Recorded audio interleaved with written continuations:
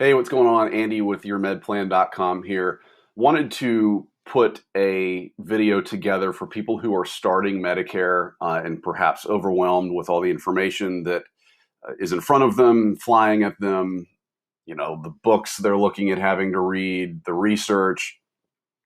I understand that it is a pain. When I learned Medicare for the first time, it took me months and months of just cracking away at it to understand how it all flowed together, how all the pieces worked. And what I came to understand is the way that most Medicare education is structured out there, quite frankly, is unnecessarily academic. They all start with the parts of Medicare and definitions. Part A means this, Part B means this, da da da da da. And that just makes your head spin. At least it made my head spin. So I like to think of it this way. I've helped hundreds of people figure this out. So I've got this cadence down and I've kind of stripped away the unnecessary stuff in my head. So when I explain it to people, I have a different way. I'll go over it in just a minute. I want to put one note out there. This is just the base case, the typical situation. Every single person's circumstances are different. I have not helped two people that had the exact same situation. That shouldn't concern you, but as far as the base underlying understanding of Medicare, this is going to take care of 99% of it for you. For your specific situation, I would recommend finding a reputable agent or broker to help you through the rest of the process, or there's some governmental resources, some people in call centers that the government pays for that'll help you through that if you prefer to do it that way. So let's get into it. I want you to first and foremost forget the ABCs of Medicare for now. Just don't even worry about how they all fit into this. Keep it out of the back of your head. I'm going to focus on answering three questions. All right. The first, do I need to enroll at age 65 or can I delay my enrollment? Second, if I can delay my enrollment, should I delay? The third is, how do I enroll and which coverages should I choose? Those are the only three questions you need to answer and consider when you're starting out with this stuff. So question one, do I need to enroll at age 65 or can I delay?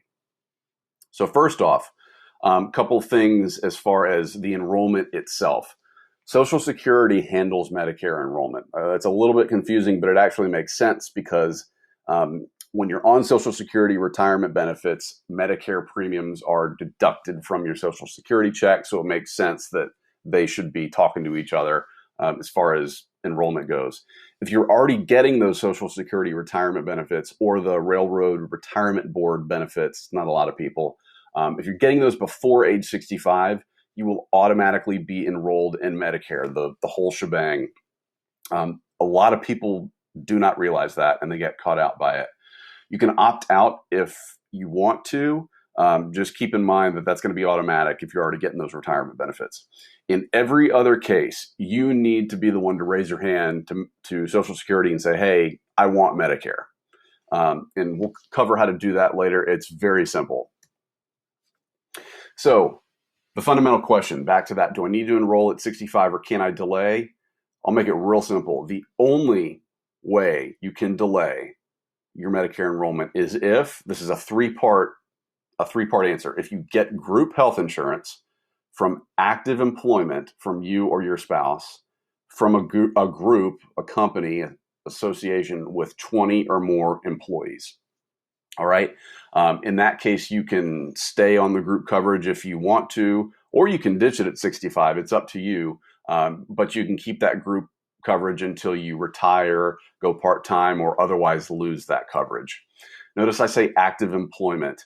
If you're retiring and you're on COBRA or you're getting COBRA, you're not in this bucket. You can't delay. I'll go into that a little bit more later. Everyone who doesn't fit into this category, getting group health insurance from a group with 20 or more employees, has to enroll at age 65. That's as simply as I can put it, and as simply as you're going to find it explained anywhere. If you're in that situation where you have to enroll at 65, here's when you can do it. This is a period called your initial enrollment period. It's 7 months with your birth month smack dab in the middle of it. So you'll see I've got green, yellow, and red here.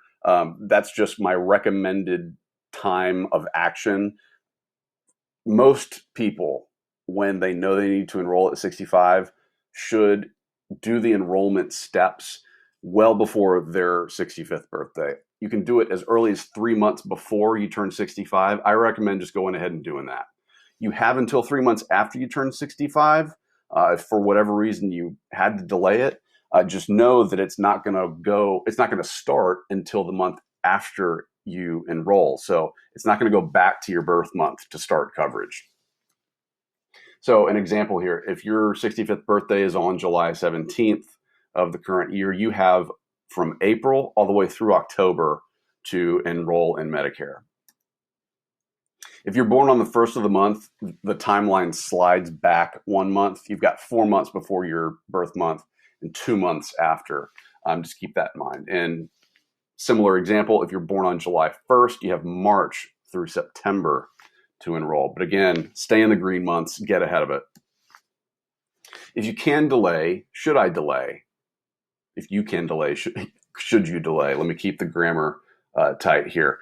If you have to enroll at 65, you can kind of skip over this section, but it's good to have a general understanding anyway. So should you delay? Here's some good reasons to delay your Medicare enrollment. The first one, and the biggest one arguably, you have dependents like a spouse or children who need your group health insurance. They can't get it through their job or school or anything else. They really count on your group insurance for affordable, good quality health insurance. Other reasons, you don't need Medicare's benefits yet. You're relatively healthy. Your group benefits are just fine. And again, that will likely tie into, hey, I've got my family on here too. Let's just keep it for now. If your employer plan is more cost effective than Medicare, some companies are very generous with their health insurance. They pay for most of the cost of it. If you're paying less than $170 for coverage for you, that's going to beat Medicare's cheapest price. The best Medicare or richest benefits of Medicare is going to cost you about $350 a month.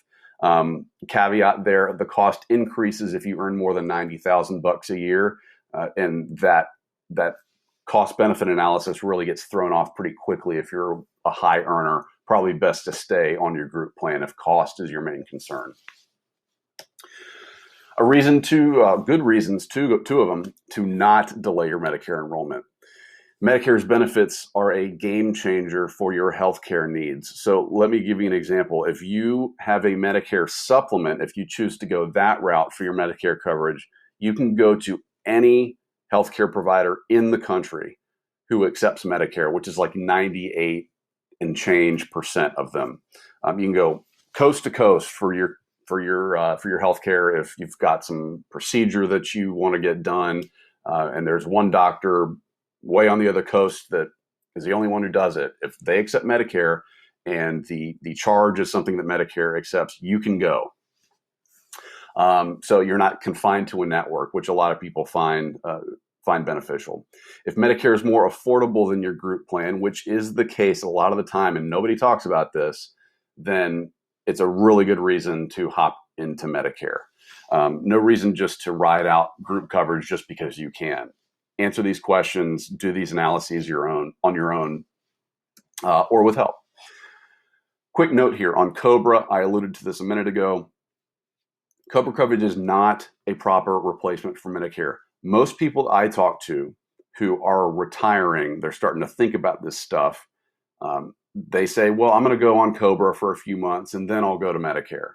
In a lot of cases, some people's companies will pay their entire COBRA cost for the entire period, or at least some of it. And they say, hey, well, that's free COBRA. Let me just take that and I'll just do Medicare later. That is a trap. That is the biggest trap in this whole shebang, I would say.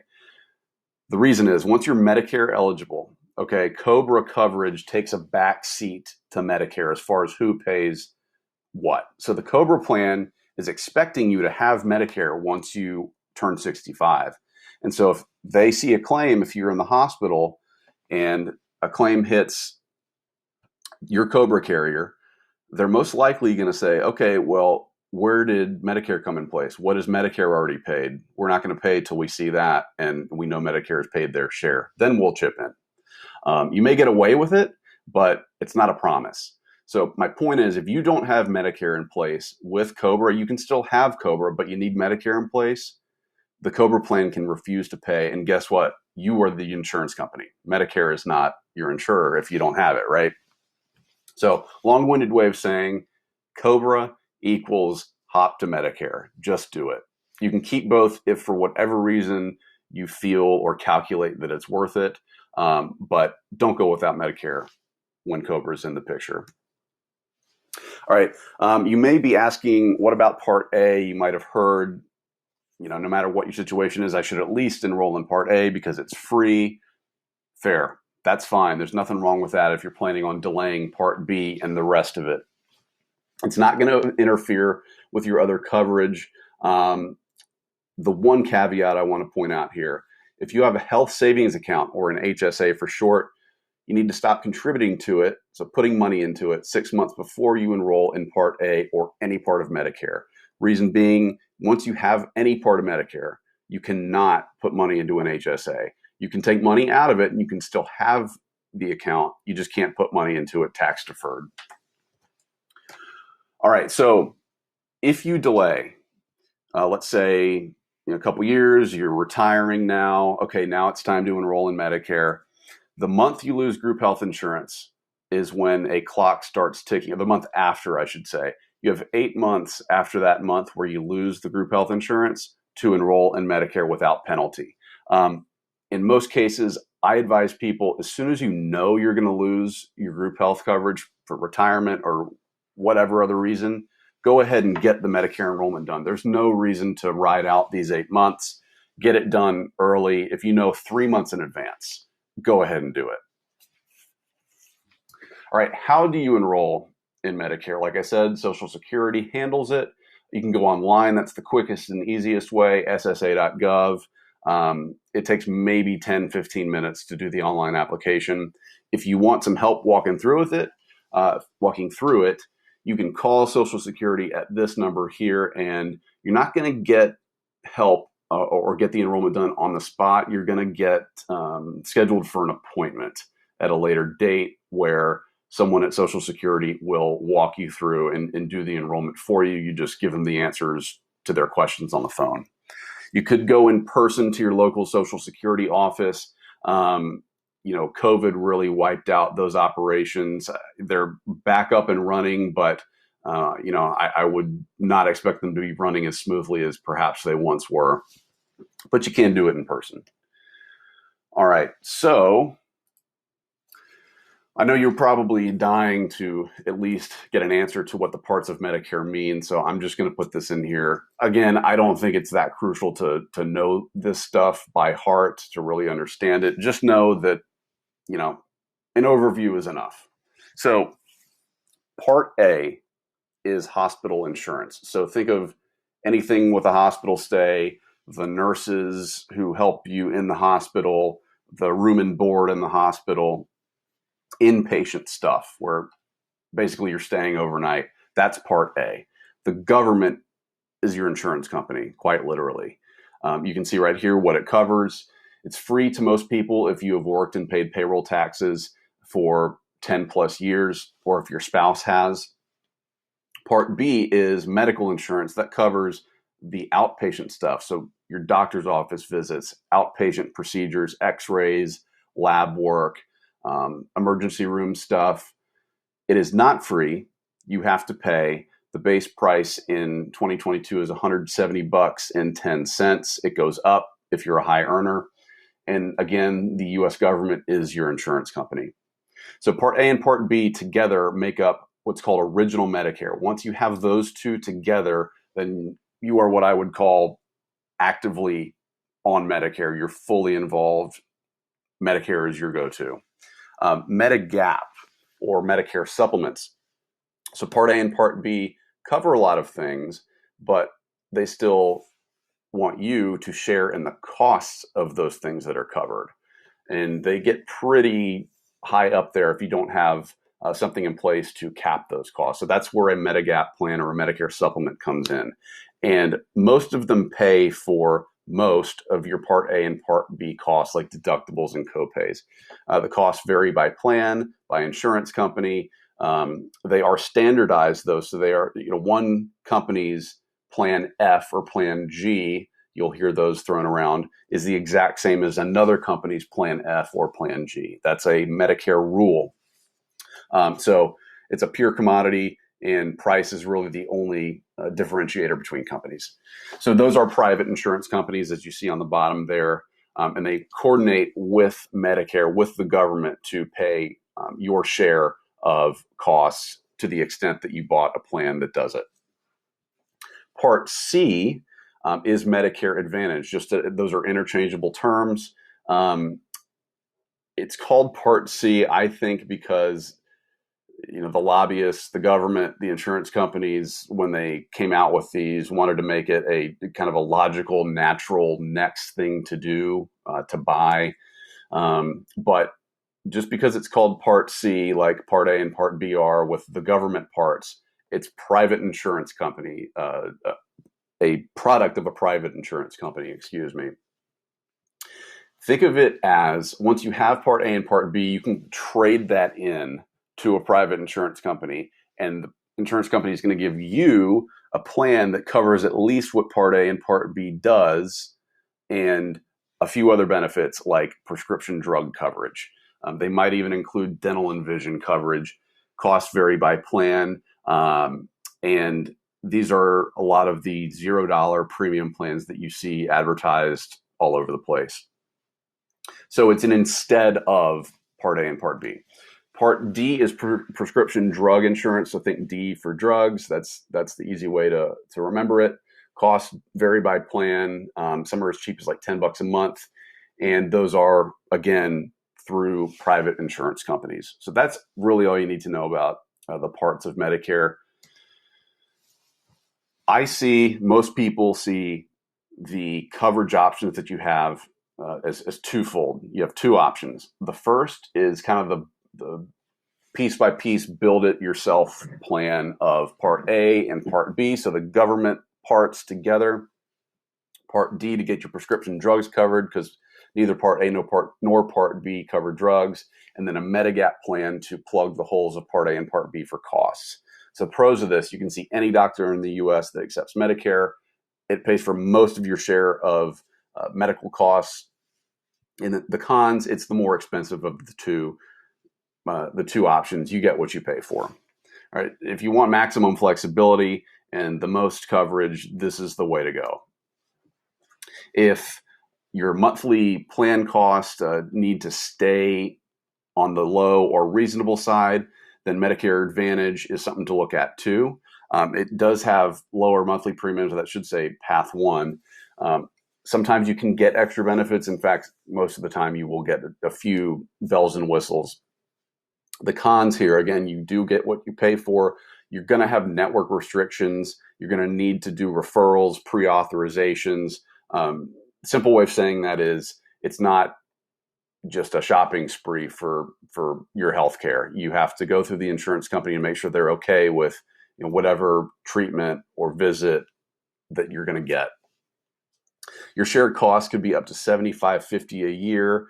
That's if you really use a lot of healthcare, you have a long hospital stay, something like that. So just be aware that is your maximum exposure, aside from prescription drugs. So that's even more on top of that. And then the plans tend to change every year. Benefits, which doctors are in network or out of network, you just have to stay on top of that. If you just let it go and roll over, you're probably going to get caught out and be surprised in an unpleasant way when something isn't paid for when you thought it would be. All right, a couple things to round this out. What Medicare does not cover: elective surgery. So anything that's not medically necessary, which is to say is keeping you alive or keeping your quality of life at what it was or what it possibly could be as a standard. If it's elective, it's not going to be covered. So like plastic surgery just for cosmetic purposes, that's the prime example. Routine dental, vision, and hearing care. So think like your exams, your cleanings, your contact fittings, glasses, hearing aids. Medicare doesn't touch any of that. If you've got a medical need for anything with your mouth, your eyes, your ears, uh, like I don't know, an infection in a tooth that where your jaw has to be somewhat taken care of surgically in a hospital. That is probably going to be covered under Medicare, but the routine stuff is not covered. You can buy plans, of course. Of course, this is America. People are willing to sell you anything if there's no coverage for it. You can buy plans to cover those things. Long-term care, so facilities for really long recuperations, nursing home care, things like that. That's on you. That's not on Medicare. Medicare does pay for some home health care, some physical therapy, some short-term stuff, but the long-term stuff is on you. All right, so to wrap up, these are the three questions that I think you should take some notes on, and watch this over again if you want to.